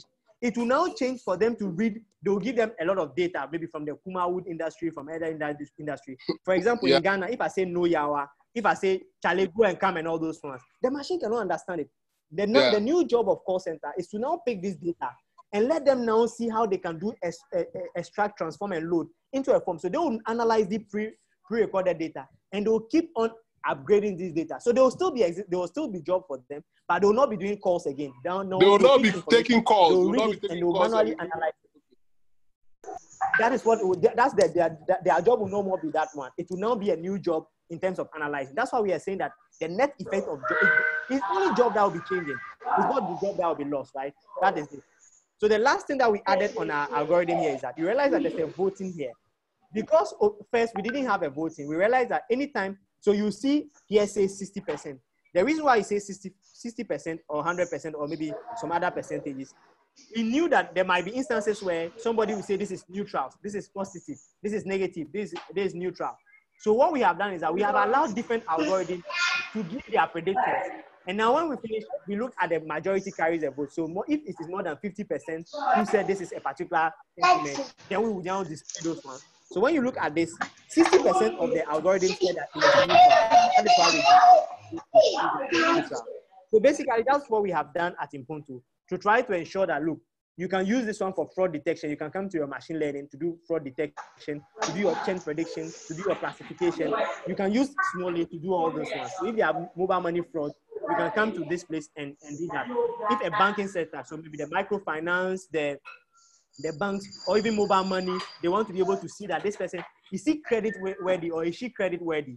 Can I use credit score to do that one? It will go to social media pages, all the data that it's having, before I can give you a loan. So you realize that most people are going to take these loans from the telcos and they are not paying. Even though most of them are saying they are using machine learning, it's because they are using BI. Because if you are using proper AI, the non-performing loan should be very low. So this is where Snowflake comes in. So what we are advocating is that whilst you are learning machine learning and you want to code, to prevent you from coding, just come to Snowflake, just use an API. It has a lot of API. You can integrate this API in your software. You can integrate this API in your other systems that allows you to do that, just like the way Google has done that. So instead of going to Google, come to Snowflake and use that. So that is the end of my lecture. If there are any questions, you can call David and you can contact us. So I'm ready for any question. Yeah, Stefan, how you were able to classify based on the feedback into positive, negative, and neutral, and you've explained that. But the gray area here is that, so where any sentiment has not been analyzed or learned already, and that sentiment falls within the catchment of your machine learning, I mean, what output would it be turn out then? So let's say you've learned about 1 million different. Okay. Right. It will make so. But the good news is that that is why in training your data, you don't want to train just you don't want to train 1 million of data, because for us to train, it's a period of 3 years. So every year we take like 20 students from the universities, and they come and sit in the office. And for the past 3 years, that's what they've been doing. They come and they analyze the data one by one. So a period of 3 years, we even got interns from different countries to ensure that they can test the data. It will have to train a lot more data, over a zillion, a lot more data to be able to get data which is a bit close. So yes, there might be wrong predictions, but anytime there are wrong predictions, that is why there are people who are seated there. When there's model decay, you try to make sure that you upgrade on that. By all means, there'll be wrong predictions. Okay, so this is why you normally hire a lot of interns and national service. That is the reason why you see a lot of our posts going out. So you realize that we are not, it looks as if we are not ending the national service. This is because we need a lot more people to train. So most people come to us and say, but you guys, every day you are posting social media adverts and all that one. This is the reason, because we need more people to do training data sets for us. Right. Yeah, any more questions, please?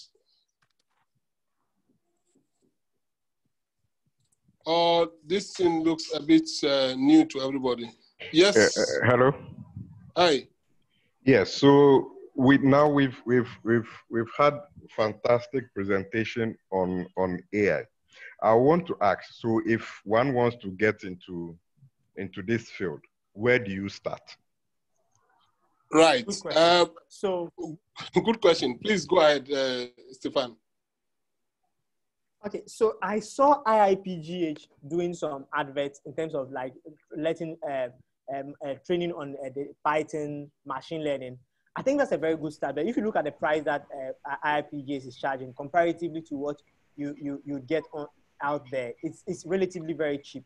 You can also go to Coursera, but the problem with Coursera is that you might not have interactive sessions for the faculty to explain to you certain things that you don't understand. It takes you very fast. With IIPGH, what they will do is that because the faculty is there, they might take their time to explain to you your challenge, right? So I think that's the very first place to do that. And the second thing is to be curious, right? To be curious and go online and do that. And I'm sure anytime you want to reach, I also do on pro bono basis, right? I teach people for free, data scientists, because I want to be able to get more people to ensure that they can help me analyze my model. So I have taken a lot more people in the past doing that for free, right?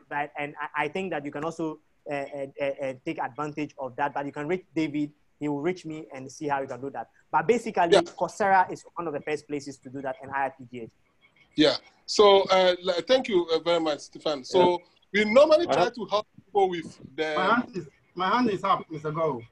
Yeah, let me try to finish this one, then you can take yours. So we try to help people by giving them the introduction. During this lockdown period, we still have 5 of our members currently taking Python trainings online. They're gonna do this and do machine learning data. Now, when they are done with this, then it is easier for you to get a mentor like Stefan, to start working on something that is, industry-based, something that is real data, something that is, in the market, so you can have a feel of it. So I think people must start first, like the way we go to school or the way you learn a language, you learn the fundamentals of the language, and then you go ahead and start conversation with other people. Yeah, please. Now, please, Ellis. Yes, sir. Yeah, thank you very much, Mr. Go. Mr. Stefan, Doc. Yeah. Yeah, thank you very much for the interesting presentation. I've learned a lot. However, I'm actually an IT student at Legon. I have the professional sets. I mean, the local one. I've not written the international yet. I'm into networking, Cisco, and other stuff. Yeah. Would it be possible for me to hold my national service with you? Probably you being my mentor in this. Yeah. I think on our account, if you go to our LinkedIn page, right, or even our social media pages, we are recruiting a lot more. We are waiting to recruit more national service people. We have a partnership with Legon, right? So even not Legon alone. I don't know if I'm not too sure if it's Legon, but Tech. Limau has helped us with that anyway, so Limau can help. Yeah, we pick more national service people for that. So you can look on our LinkedIn page and just apply there. I'm sure they will by all means call you. It's possible to do that. The recruitment is not done by me. It's done by the HR. So. Yeah, if you're on our platform, I'll also get the flyers from Stefan and I'll share on the platform. All right, sir. Okay. Right, sir. Yeah. So, Mr. David, you can hear me.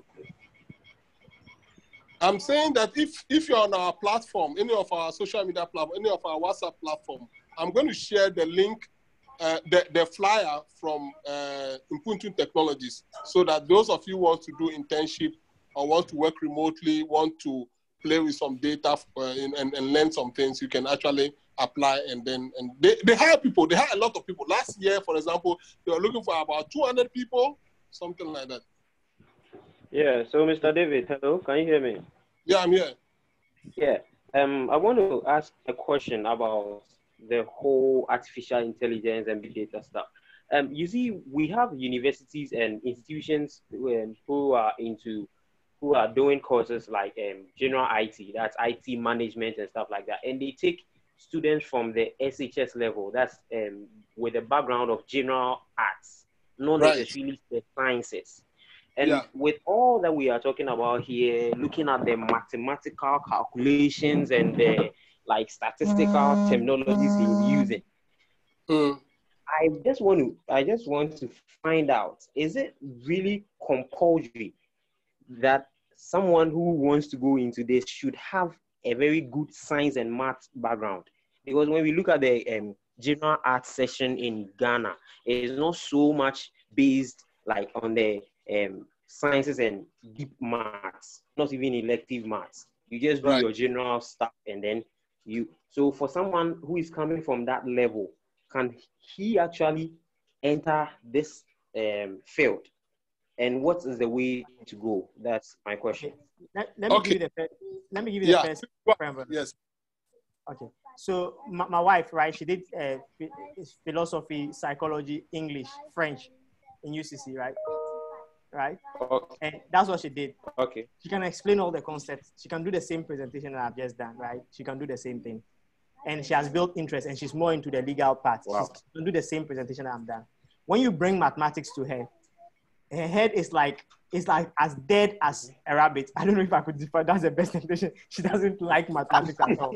But she can explain all those ones. She hates it like anything, right? Look, please. They are important concepts. Hello, David. Yeah? Is this video going to end up on YouTube? You might have to do some editing. Oh, don't worry. She's here. She's in front of me. She's listening to me. She doesn't have a problem with that. She's in front of me, so she doesn't have a problem. Don't worry. It's not a crime not to have interest in mathematics. These days, we have a lot of tools that can help you. No, but I'm about to say something, right? So you can still work without that, right? But you see, the difference between myself and her is that when there are problems that you need to analyze and make real meaning out of it, and you want to go to the core, right? What helps me over them is my ability to understand the mathematics and the statistics. So you will realize that when I was explaining the concept of dependent or independent variable, right? All I did was that I went to basic mathematics, A plus B is equal to C. It's because I understood that. That's the reason why I went to all those ones, right? It is important to know them, but you see, majorly, one of the things in my whole industry, those that I have worked with, the group of people that work with me, most of them, they don't like mathematics, but they are still producing results. It's just like out of 7 of them, it's just 2 of them who are very good in mathematics, right? The rest of them, they've been building models. They don't care about the mathematics. So it's possible to be able to build models in those areas. But when there are issues, the difference is you're able to see the difference, right? So that's what I advise. So don't worry if you don't have so strong mathematical background and statistical background. All you need to understand is the problem. All you need to know in machine learning is the problem. You just need to know that you are hungry, you don't have money to eat. That is all you need to know. And it will allow you to be able to build a model. Okay. That's hello, David. Yes. Yeah, I just wanted to add up to what Dr. just mentioned. It's not really about where you're coming from. It's about what you want to achieve. Yeah. Normally, I don't look at the background. I think people should, if you have interest in something, nothing can stop you to be able to achieve it. Exactly. Or if the person wants to do it, why not? Once he puts in a little bit of effort. Because let me tell you, what I've seen is as we grow, we mature in some of these things, that some of the things that we were saying we didn't like, when the way and level you were taught, if you are taught it differently now, in a different way, you can easily catch up with those. Emmanuel, I like your answer. Emmanuel, I like that one. Those are things that you thought you didn't like. You realize that now when you are being taught. I was teaching my daughter multiples of 9, right? But when I was young, when I was being taught multiple of 9, it was like Herculean task for me. But when I was teaching her, I realized that, how can this thing that beats me like that? But I was able to teach her multiple of 9 for her to understand it. So most of the things, the way we were taught, or maybe when you didn't understand it, we have matured. right? Now, when you are being subjected to the same data, you realize that, oh, you understand it better than before. So that's also, I like your answer. That's right. Okay, so they've answered the question. Yes, Blessing wants to talk. And Elisoft.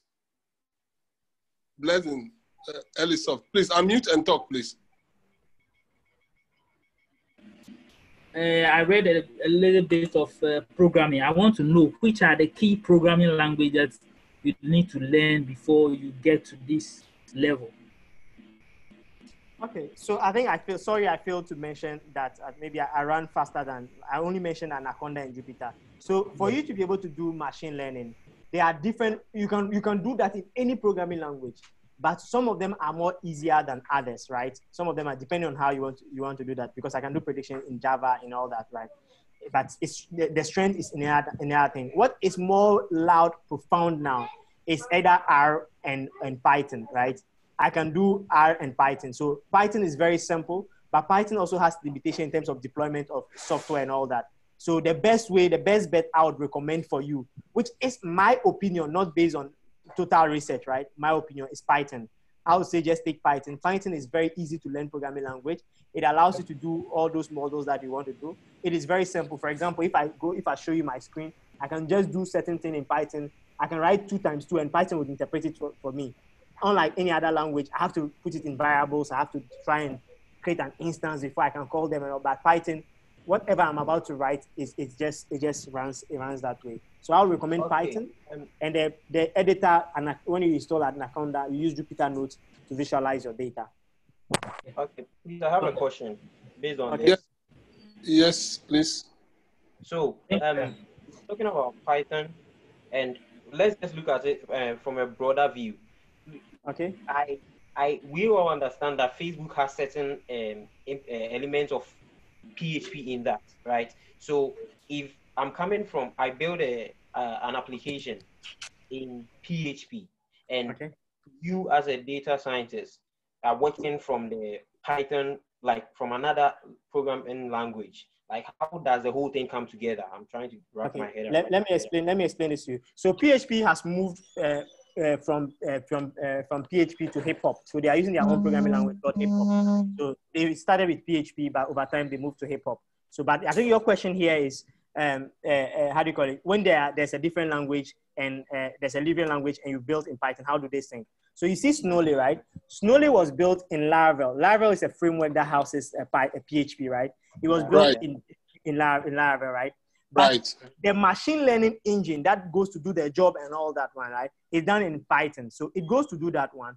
And there's integration. In every system, there are integrations. So there are, if from software engineering, you realize that there's something called glue code, right? It allows you to do integration with other systems. So the way I was able to integrate my PHP to database or my PHP to database is the same way I would integrate it with any other language. So I can do through APIs. I can exchange, how do you call it? Through APIs or through sockets and all that one, depending on how you want to do. So I write my system in Laravel, and I have an API call that allows me to use a Python script to run all those ones, because Python will do a very good model than PHP for me. So I use Python at the back end to do all that, and the front end was done by Laravel PHP.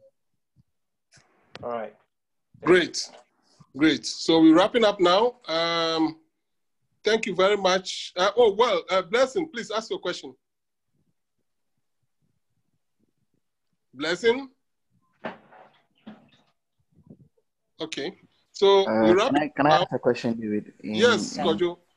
Yes. My name is Kojo, and thanks so much, Stefan, for the wonderful presentation.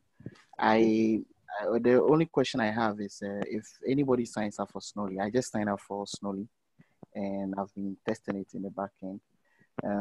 But if anybody signs up, do they have the opportunity to come to you and look at the data sets and see how best they can, you both with the person that signs up, can make it better in terms of its predictions? Because, for instance, some of the outcomes may not, for instance, if you do the social media check on anything, what I did was I did a social media check on IIPGH. Yeah. So some of the results came out as negative, others came as positive. If I feel like a particular data is positive, but it's turned out to be negative, can I come to you, we work together, and then see how the algorithm can learn better? Yeah, I think what you have done is that what the Snowly is currently doing is that Snowly it works on the lab. It has the sandbox. What you have done is on the sandbox, because I knew I was coming to do this prediction. It's on the sandbox. So that is why when you did that, you were able to see those wrong predictions. All we needed to do was to train it with a lot more data, right? So that it can do a lot more predictions. What the other our clients are using is not this one. It's a different interface altogether. But for the purpose of this study, I needed to put it this way. That is why it's the case. But to answer your question, right? And to answer your question, yes, Snowly is an open source platform, right? So you don't need to come to us, right? You need to upgrade it, because we want to make sure that's why I said we want to democratize machine learning. So you just be at your place. We'll give you another engine, which is just like Jupyter Notebook, and you build your own model, because it means that you have moved away from a normal user who would want to upload the data and do that one. Then you would have access to other model and just tweak your system to ensure that it can work very well and create your model, and even get an API and give it to other people. That's exactly what we have built Snowly to. I don't know if you understand that concept. But yes, of course, when that's how we built it, right? To make sure that you can, those of you who can build models like that, we give you another platform, like the same platform, but another portal, which allows you to now tweak those algorithms, and now train it on your model, and now build an API on it and inject it into your system, or you leave it there and now give it as a reseller to another company. That's the whole model of Snowly. But in the event where you want us to have a partnership, where we want to be able to talk, okay, you have the capability of doing that, I think that's a different discussion that we can have to realize that, okay, you've seen this, you can help us upgrade on that. Just like the way Python, Google has picked it, and they are upgrading on that every day by and large. That is a discussion, and I'm open for that discussion. Okay, it makes a lot of sense. Yeah. I understand. All right. Okay. All right. So thank you very much, Dr. Stefan Noelle. Thank you very much, as always. You've always enlightened us on so many things. Anytime we call upon you, you come and support us. We are very, very grateful. I believe the participants, the presentation. We look forward to another opportunity where you take us through more details in the future, and to build our community of data scientists and AI experts. So thank you very much. Thanks to all participants. And our next training is I'll on be expecting Friday. feedback from you, David, on how it went. So at least I know how I can make it better in the next time. Definitely. We are also going to put this on YouTube. It's been recorded. So when we're done, we're going to put it on YouTube for others who are not here to be able to also play back. Our next webinar will be on Friday. We'll be talking about Internet of Things. Thank you. Thank you very much. Thank you. Thank you. I think Blessing asked a question which wasn't addressed. Oh, Blessing asked a question. Oh. Hello, David. In the chat. Yeah. In the chat. Okay. The question is, what's the relationship between AI and IoT? Okay, you get AI is a place where you analyze data. From IoT will give you the data that you want to analyze. Yeah. So on Friday, we're going to do IoT. Right. Okay, thank you. David.